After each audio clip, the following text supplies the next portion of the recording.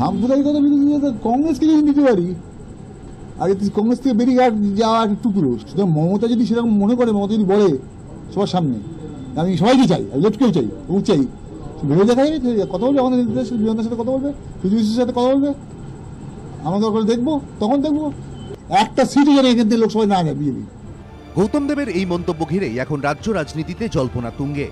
তাহলে কি বিজেপিকে ঠেকাতে ভবিষ্যতে কাছাকাছি আসতে পারে সিপিএম তৃণমূল? পর্যবেক্ষকদের একাংশের মতে বর্তমান রাজনৈতিক প্রেক্ষাপটে সম্ভাবনাটা একেবারে উড়িয়ে দেওয়ার মতো নয়। 2016 সালের পর থেকে এ রাজ্যে যে কটি উপনির্বাচন হয়েছে সবকটিতেই বিজেপির ভোটের হার বেড়েছে। সম্প্রতি দক্ষিণ কাঁথি বিধানসভা কেন্দ্রের উপনির্বাচনে তো বামেদের সরিয়ে দ্বিতীয় স্থানে উঠে এসেছে বিজেপি। পর্যবেক্ষকদের একাংশের মতে বিজেপির উত্থান বামেদের পাশাপাশি তৃণমূলের পক্ষেও উদ্বেগের, কারণ বামেদের ভোট বিজেপির দিকে যেতে থাকলে তৃণমূলের লড়াই কঠিন হয়ে উঠবে। এই প্রবণতা আটকাতে সম্প্রতি দলীয় নেতৃত্বকে তৎপর হওয়ার নির্দেশও দিয়েছেন মুখ্যমন্ত্রী। সিপিএম ভোটটা এখন বিজেপিকে ট্রান্সফার করে। সিপিএম এর কর্মীরা যদি কেউ থাকে ভালো, নিজেরা নিজেদের সাথে বুঝিয়ে বাজিয়ে নিয়ে নিন, বিজেপির সাথে যাতে না দেয় লক্ষ্য রাখুন, কারণ এই দলটা হচ্ছে মানুষের ভালো চায় না, ওরা দেশকে সর্বনাশের পথে নিয়ে যেতে চায়।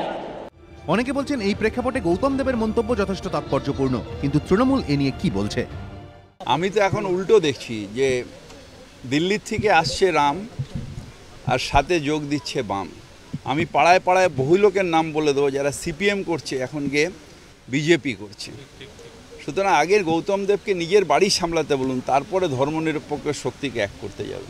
মমতা ব্যানার্জিকে বলেছে সমস্ত দলকে একত্রিত হয়ে তারা সেকুলার ফোর্সেস একসঙ্গে চলুন, কিন্তু সিপিএম তো তার মধ্যে নেই, সে তো একটা আলাদা লবিবাজি করছে সারা ভারতবর্ষে।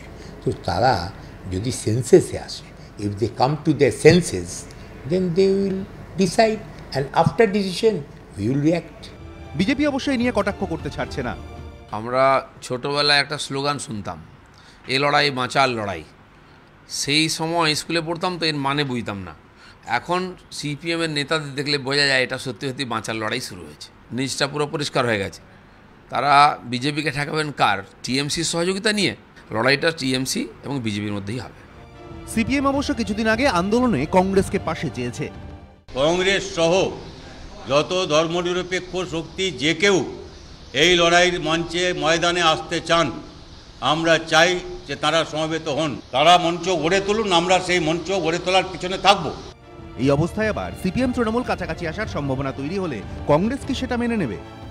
আগে দেখতে হবে যে এটা পার্টির সেন্ট্রাল কমিটির ডিসিশন, না স্টেট কমিটির ডিসিশন, না গৌতমবাবুর নিজের ডিসিশন।